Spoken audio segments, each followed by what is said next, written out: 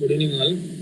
Today I'll discuss about this is a dry run of NPTEL session on principles and application of building science.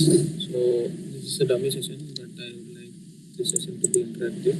So in this actually covers an NPTEL course, Week 0 assignment, where I'll try to run through what and all are the questions answered, and then what is the concept behind each question. I'll explain it with the presentation. I'm sharing my screen.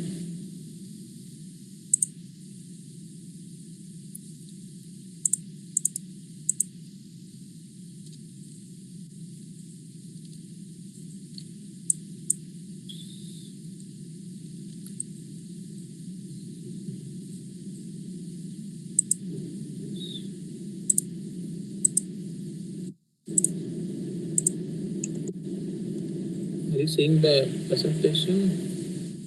I think it's in. Let me reshare it.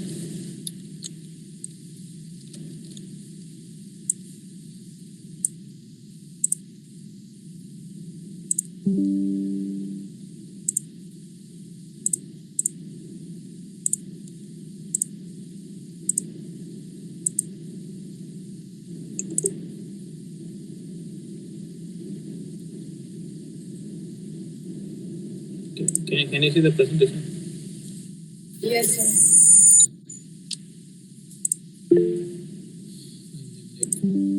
The first question is about. The question is like, in the northern hemisphere, the summer solar stress occurs on. Basically, this is a subject covering solar geometry.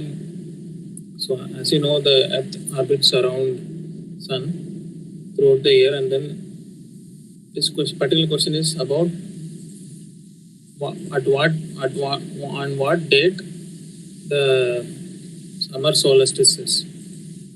But it is specifically asked for the northern hemisphere. In this right side image, if you see the June period, where it's like the June time, during the June time, the northern hemisphere, which is like the portion above the equator, will be exposed towards the sun, and it will be getting larger time of exposure, and then there will be longer time of sunshine. There will be sunshine during that season. So the summer solstice occurs on June 22nd. That is the right answer. And then if you look into other side, like if you take the southern hemisphere, actually the summer happens during December. It is like opposite, because the places being below the equator will be like they'll be getting sunshine during that time period of the year only. So that's how the question is like. Further, we are moving upon, like, this question is unit of thermal resistance. So thermal resistance basically is a concept where the U value, it's basically thermal resistance, you call it as U value, which indicates how much heat flux is transmitted per unit area through a solid object, and the object will be having a temperature difference. Around there will be like fluid. This one you can see, the wall is actually a solid object, and then both the sides of the wall will contain the fluid. So the temperature between the two fluids, basis that you use it, and that's how you find the thermal transmittance. So basically, it's as I said, its area, like it indicates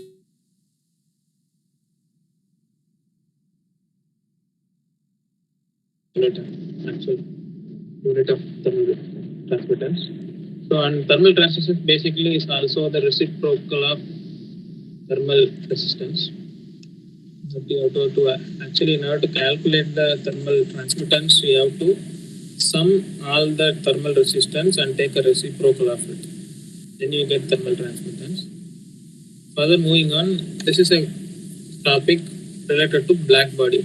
So a perfect black body kind of absorbs more heat radiation and also emits more heat radiation when we compare it to other like gray body or a white other color body.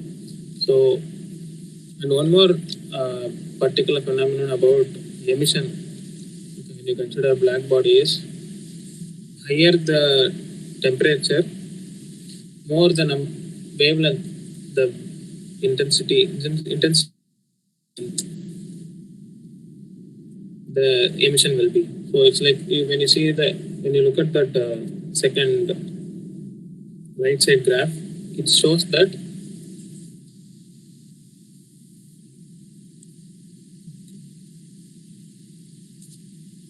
like multiple lines. One is like the taller line is the temperature at 6,000 Kelvin. So it is emitting larger intensity across multiple wavelengths. And if the temperature decreases, the intensity keeps decreasing, and also the maximum there will be a particular wavelength where the maximum intensity is, that keeps decreasing, delineating towards a larger wavelength. This is the phenomenon of black body. So why we are talking about black body related to building sciences? So we can, in terms of emissivity, we compare a black body, perfect black body, we compare it with other materials and we assign a number. Emissivity is basically, it measures from 0 to 1, where you use that number to define the emissivity of a material. Further moving on, next question is about on sound pressure, how the sound pressure is measured and what is the actual unit. So basically, the sound pressure is measured in pascals in general, but the range where the human is able to perceive sound, it differs from 0.00002 Pascal to 200 Pascal, and this notation is very difficult to understand. So they use sound intensity, which is measured in decibel. That they use that number to actually quantify sound, and 0 decibels is at that level, that is the threshold of human hearing. And when you further move upon, the range between 120 decibel to 140 decibel, that is the threshold of pain, beyond which it is unbearable for human. Further moving on, next one is talking about what is the unit of solar heat gain coefficient of a glass. So basically, solar heat gain coefficient is unitless because it is a ratio of the total solar radiation transmission to the incident solar radiation. So it's like how much the glass is transmitting, the solar radiation, how much the glass is transmitting is divided by the total insulation impact, incident solar radiation. So you will get finally you will be getting a fraction from 0 to 1. So the unit of solar heat gain coefficient is unitless. Further moving on, same similar question as the first one, where it is asked.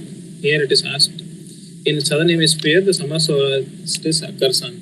This image will be more useful than the first image which I showed. It shows when it happens also. Here if you see winter in the southern hemisphere, during the actual winter for northern hemisphere it will be summer. So it's like during the December 22nd, it will be summer in the southern hemisphere. In the same time period for the northern hemisphere, it will be winter. So that's all from my side. This is the end of the dry run session.